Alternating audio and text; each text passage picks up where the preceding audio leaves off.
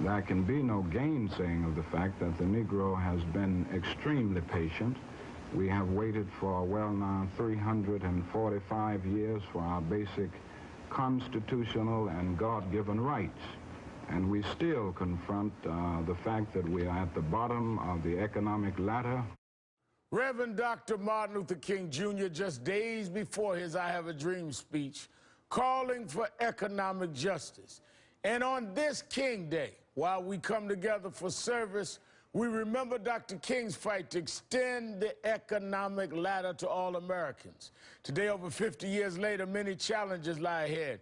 And while many on both sides of the political aisle rightly celebrate Dr. King this day, we should not overlook the policies and positions that are right now keeping his dream from becoming a reality. Republicans in Congress continue to block an agenda for more fairness at every turn, raising the minimum wage, extending unemployment benefits, protecting food stamps.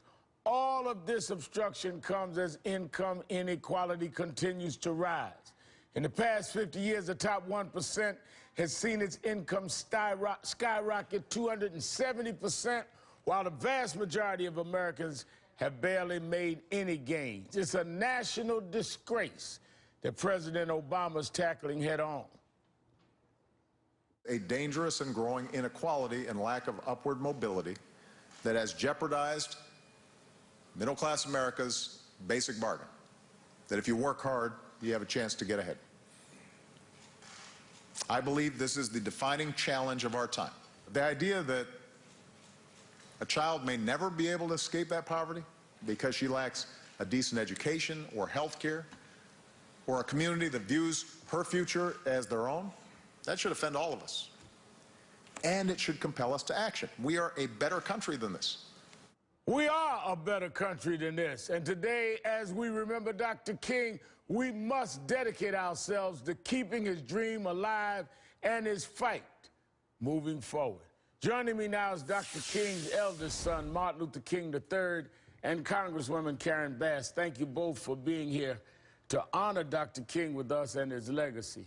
Martin, I don't know anyone that has fought more to keep the policies and philosophies of your father front and center, and not just have this as a day with just ceremonial things. What's your assessment today? Well, very quickly, one of the most important issues, we are approaching an election. We have gone all over the world to fight for democracy for other nations, and yet right here at home, we are restricting democracy by the new voter laws. Right. So if Dad was here, he would be certainly working with Congress trying to get a adequate voting rights bill. He would be working with Congress, just as the President has said, about how do we raise up the quality of life. The nation will not do well if we continue to keep creating more and more poor people.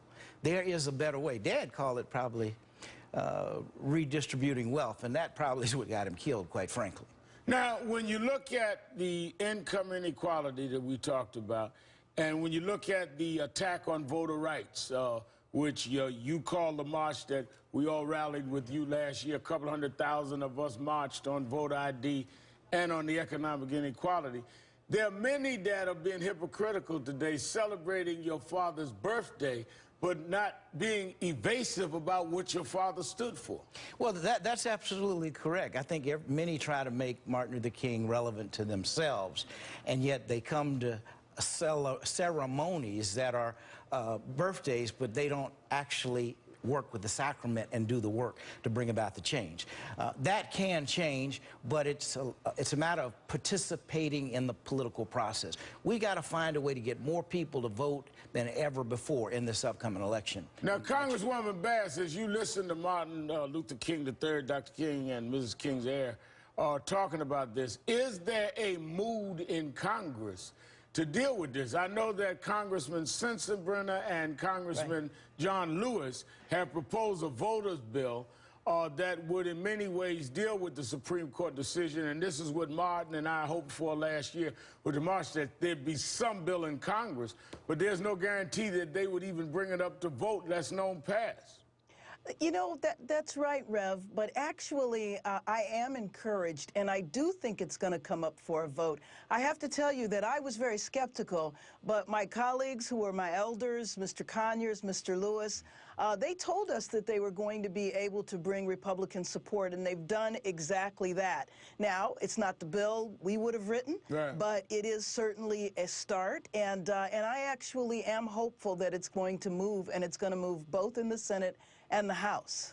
Now, Martin, a lot of younger people, she talked about her elders and they're ours too, but then we are older than some of the younger people that work with all of us.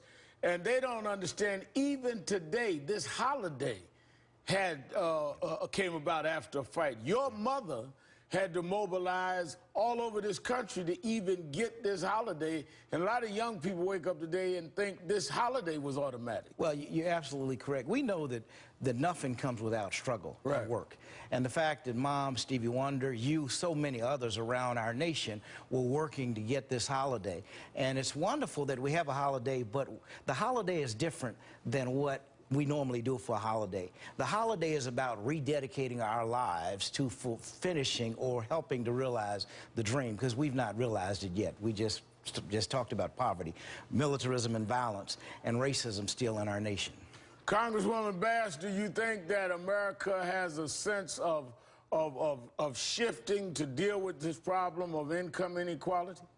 Well, you know, I definitely think the mood is out there. All of the polling certainly says that there is support for raising the minimum wage, and obviously that's to address income inequality. So I think the mood is there. But I do think we have to constantly educate people, even about what the holiday is about. It's not a holiday to do nothing. It's a holiday to rededicate yourself. It's not a holiday to have a department store sale. It's a holiday to reflect on the history of struggle and to continue to move that forward. You know, Martin, you have a daughter, Dr. King and Mrs. King's only grandchild, your daughter, that he never, of course, got to see. How does she deal with King Day? I'm getting a little personal, but what does King Day mean to Dr. King's granddaughter, and what do you hope it will mean to her as she grows up? Well, I think she's getting more of an understanding. This year, for the first time, she watched a cartoon called Our Friend Martin, which is a whole experience teaching. Well, you wrote a children's book. And I wrote a children's book, and of course, I've read the book too. In fact, I'm speaking at her school on tomorrow when I get back to Atlanta. And of course, she's here in New York. She and my wife are here in New York with me as well. So they observe the holiday with me. We're teaching her so that she understands and appreciates who her grandfather is. And she does know. I remember when the memorial was being dedicated, the monument to your father, the only one in that area, the Potomac, that's not a president, and you and your wife took your daughter there, and she, for whatever reason, looked at her grandfather, said, "I won't cry, I won't cry." And you were amazed because she was too young to even know and understand what was going on. It was the most incredible experience, because as we walked up, when we got to the statue, she said, he said, I'm not going to cry. And I said, Andre, what did she say? As I said that, she said it again. Then she looked up at the statue and she said, "This is awesome." And she's 3 years old. It is awesome, and it's an awesome day if we don't forget the dream that the dreamer stood for. Thank you so much, Martin Luther King III. Thank you, Congresswoman Karen Bass. Thank you for joining.